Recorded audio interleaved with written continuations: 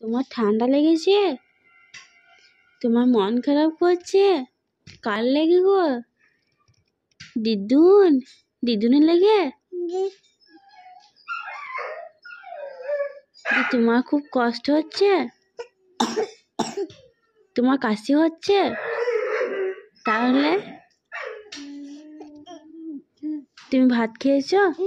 কি দিয়ে খেলে? ডাল। আর ডিম খাও নাই? ডিম খেয়েছো? ডিম খাওনি? ডিম নাই? আচ্ছা, আমি তোমাকে ডিম দিলাম, ডিম খাওনি? না। আর দুধ ভাত? দুধ ভাত খাওনি? পেটটা ভরা আছে?